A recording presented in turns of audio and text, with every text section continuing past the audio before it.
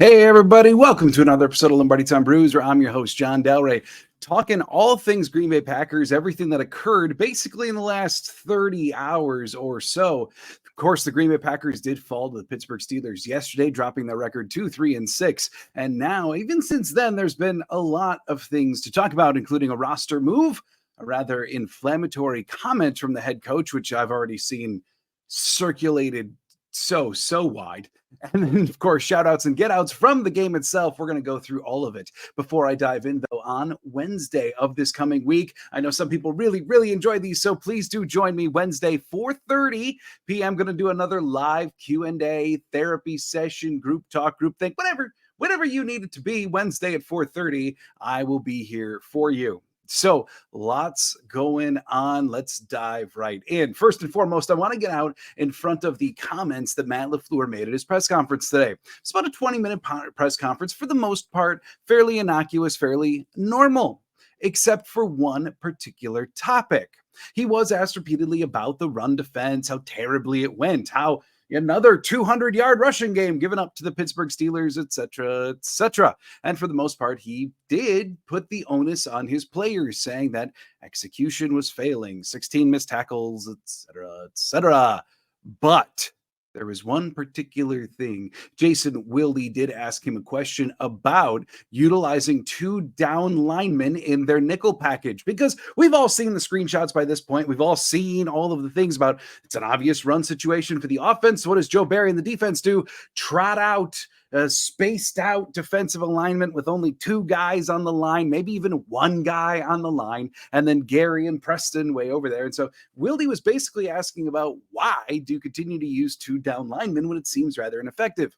And Matt LaFleur essentially cut off the question from Wilde.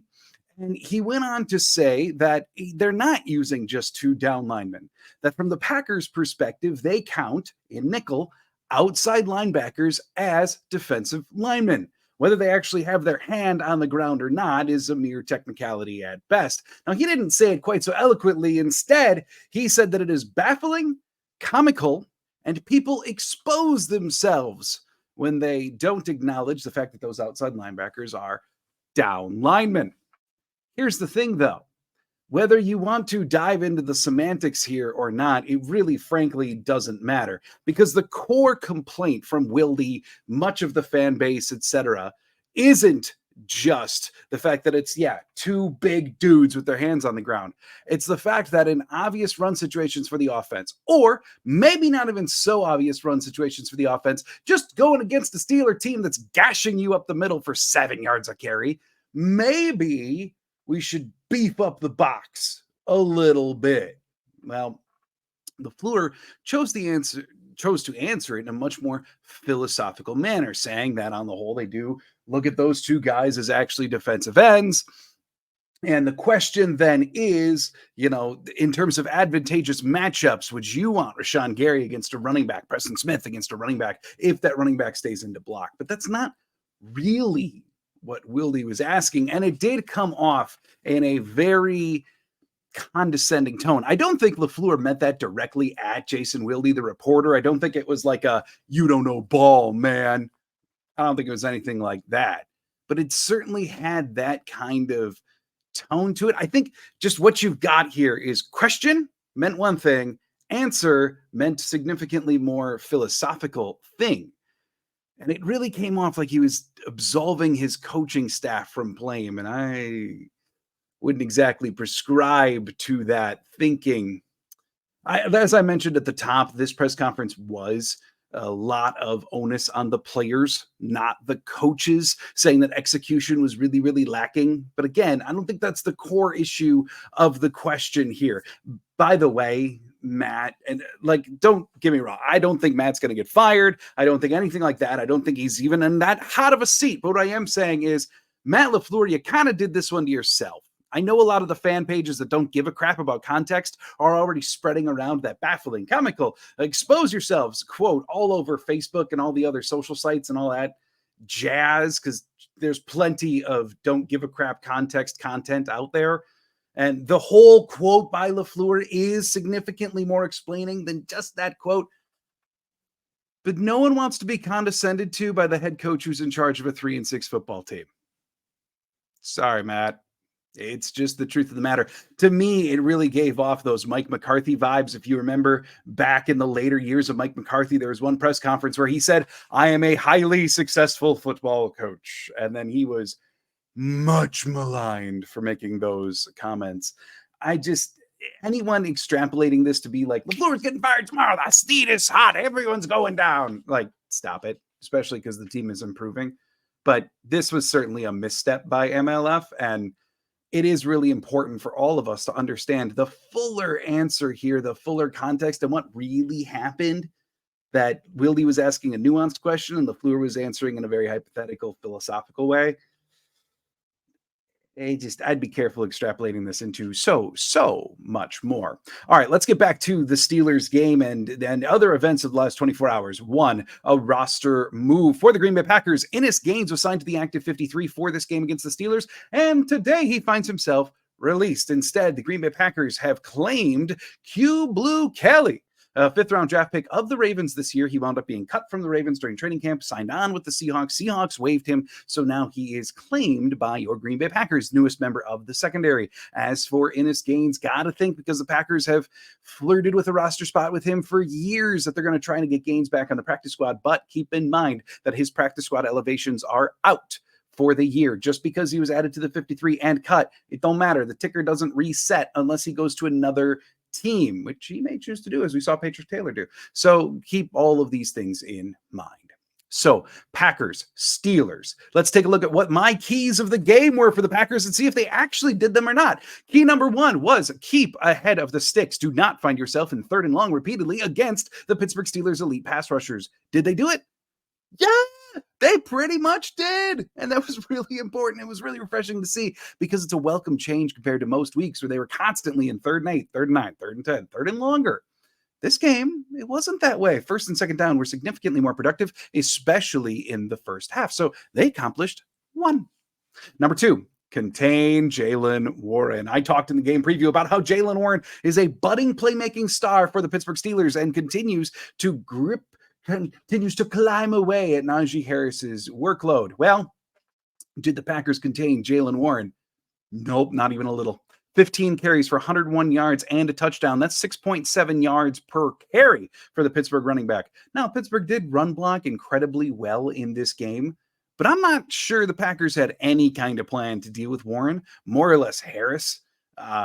It wasn't good all the way around. Warren consistently had space to run. Bad. They did not accomplish this key. Number three, they needed to play clean. Basically, what that means is situational football, penalties, turnovers. Steelers are a step ahead of the Packers in that regard. So did the Packers do it? Spoiler, no. They, in fact, lost the turnover battle 2-0. They lost in penalties 6-5. And situationally, they were significantly worse than the Steelers. So realistically, in terms of the three facets of playing clean, no, they were 0 for 3. And the thing is, I talked in the preview about how this was pretty expected. Like the Steelers are more advanced in these regards than the Packers, but still not encouraging. I will point out, though, that the Green Bay Packers average for penalties in every single game this year has been 7.5 penalties per game. So, hey, 6 is less than that. Baby steps for the baby Packers, I guess you can say. And then number 4, pass rushers got to eat. Left tackle Dan Moore Jr., he's bad at pass blocking. Center Mason Cole, he's bad at pass blocking. So Rashawn Gary, Devontae Wyatt, Kenny Clark, Preston Smith, get in there and get after him. Again, no, not really. The Packers mustered 1 sack against Kenny Pickett. It was performed by Preston Smith. Other than that, they did get 10 pressures, 8 hurries, but they only actually got to him once. Kenny Pickett was far too comfortable in this game. So all in all, accomplishing 1 of 3 keys, not a good way to win against a team that really specializes in knowing how to win in spite of being deficient in a number of different ways. Just not good. So let's head on to our get outs and shout outs. So first of all, and you know what? This week, there's 4 of each. I didn't have to do more get outs than normal. I didn't have to do more shout. No, 4 of each, nice and pure and even. So I am going to go through these rather brief, not nearly as detailed as some other components here, but let's go through get out number 1. Tackling and run defense. Yeah, what was the plan exactly? I know Matt LaFleur in his press conference today did say that they had, some correct calls against the run and it got better as the game went on. Dude, they rushed for over 200 yards against you. You had 16 missed tackles, which, by the way, tackling has been a problem all year for the Green Bay Packers. That 16 total, that happens to be more than any other game this year for the Green Bay Packers. How many times have I sat in this chair right here in my living room saying, it's hard to stop a run game when you can't tackle? Well, it's hard to stop a run game when you can't tackle, and that held again true, regardless of scheme. I don't care if it was the perfect scheme. You can't bring the ball carrier down. You're not going to stop the run. And plus, to just go back and watch, it's not like these missed tackles were like, oh, that would have been a 1 yard carry if the tackle were made. Like, no. The Steelers were getting 4 to 6 yards per carry before they were even hit for the first time, before the tackle attempt was even made.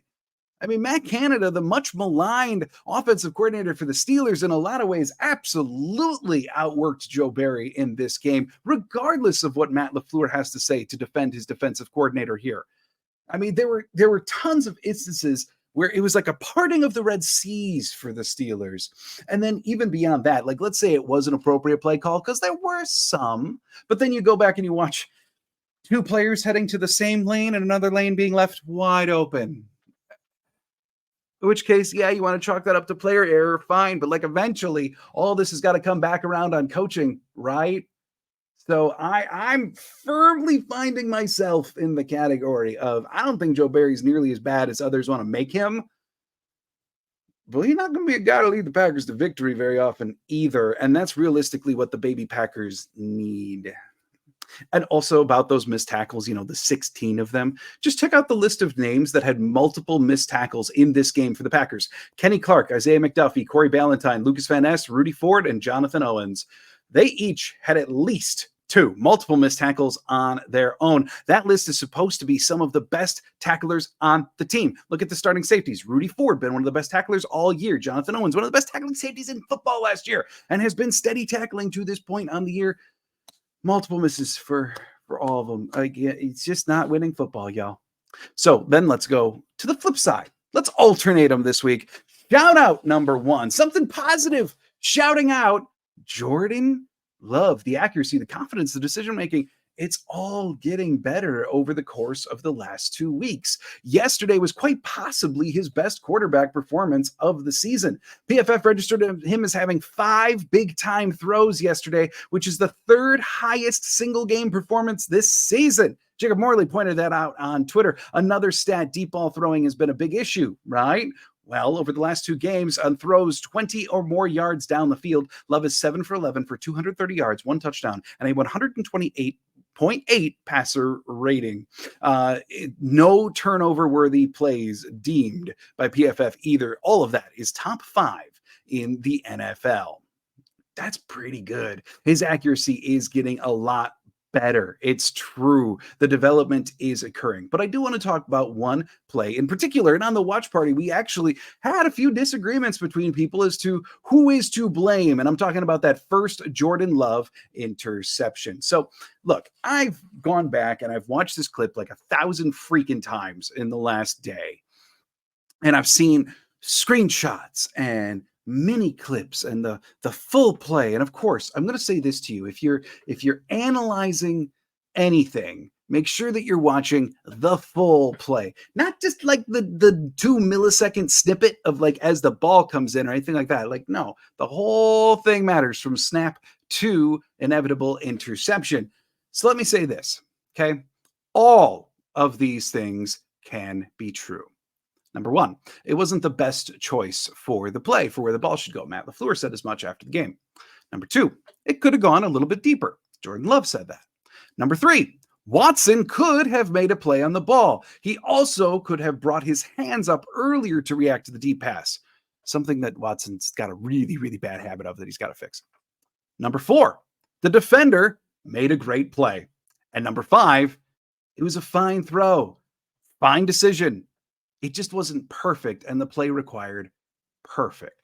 All of those things can be true. So is it Jordan Love's fault? Yeah, a little bit, probably throw probably could have been like a yard deeper. That would have helped Watson.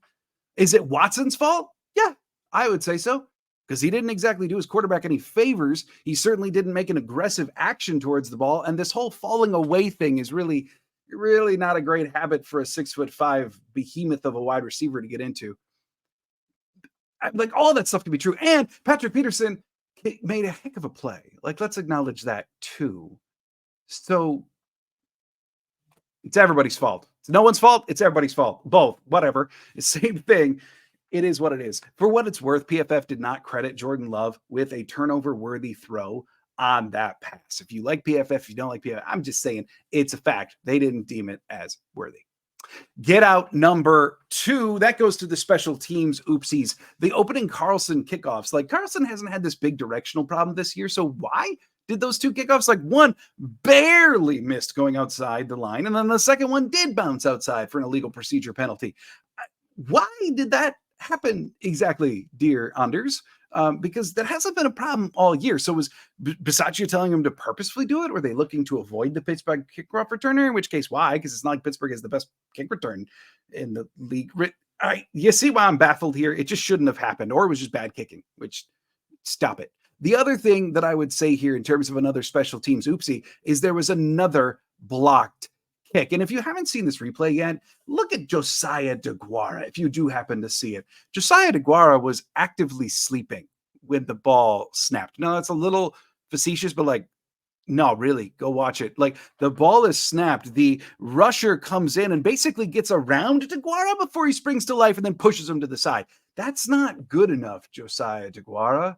And Matt LaFleur, without naming DeGuara, said in his press conference today that, like, we have to focus on our work and do better. In which case, another way of saying, dude done messed up. So, yeah, not good. Special teams has gotten better since Rich Bisaccia has been hired, but it's not exactly fixed. Still, too many mistakes, too many things. I know they're creeping towards being a league average team at special teams, but not good enough. Not good enough. There's questions to be had about Rich Bisaccia, as sad as I am to say that. Shout out number 2, the offensive rookies. Yeah, I saw this tweet from Zach Cruz, the editor of Packers Wire. Yards per target weeks 8 through 10 for all rookies in the NFL. Number 1, first ranking in the NFL, Jaden Reed, 13.3 yards per target. Number 2, Luke Musgrave, 11.1 yards per target. Number 3, Dontavian Wicks, 10.7 yards per target. Yeah, that's right. All 3 on that list belong to the Green Bay Packers. Jackson Smith and Jigba, Jordan Addison, Dalton Kincaid, they are all underneath those 3 rookies in terms of yards per target. Now, and that stat isn't exactly the end-all, be-all, but it still is really impressive to see all 3 Packers at the top. Also, huge shout out to Jaden Reed, just taking 2 huge catches yesterday. I mean, the one in the end zone. Then beyond that, you've got the one, the desperation heave from Love as the defensive line was coming in on him in the 4th quarter. Great plays by both Reed and Love. Really exciting stuff. There's some questions to be had if Reed is actually the most talented receiver on the Packers, and I'm willing to listen to him. Also, Dontavian Wicks, you go, Dontavian Wicks. Like, he's a very different receiver from Randall Cobb, so don't like make me compare the two. But what I'm saying is Randall Cobb seemed to have a knack for finding the openness in a zone. Dontavian Wicks looks kind of familiar. Get out number 3, situational football. Okay, I got like 3 things here. I really didn't like the end of the first half, the decision by Matt LaFleur to not try anything offensively. I didn't like the final play of the game, and I certainly didn't like Aaron Jones on the final drive deciding to get 3 more yards upfield as opposed to just getting your butt out of bounds and stopping the clock. It wound up costing them about 10 seconds. But the end of the first half, my big complaint here is there's about a minute to go on the clock, or minute 20. You got multiple timeouts. You're losing in this game. You should probably try to do something. It's not like there's 3 seconds on the clock and it's Hail Mary or nothing. Like, no, minute 20. And your quarterback has shown that he does come to life in certain 2-minute situations, at least to move the ball.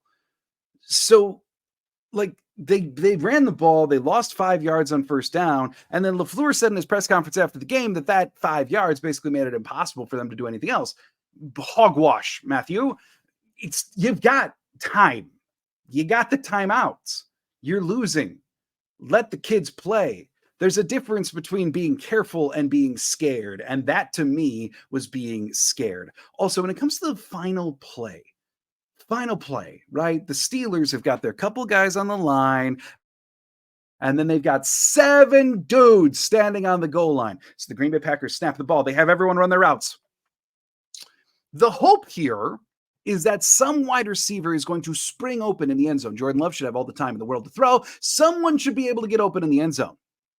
The thing is, I hate it. I don't like that thinking from an offensive standpoint because, one, you're relying on an operation that has been inconsistent to date, the passing operation, but also, two, you got 7 defenders back there for the Steelers. What kind of room do you think there's going to be that Love can throw the ball from, 18 yards out and that someone's going to be open enough to make it happen? I would rather have seen them call some kind of modified screen or something going up the right side or even the left side where you're essentially forming a wall of blockers to try to escort a guy into the end zone, even if he winds up getting the ball on the 10 instead of in the end zone. I think it's just more likely than throwing into a sea of 7 Pittsburgh Steelers defenders.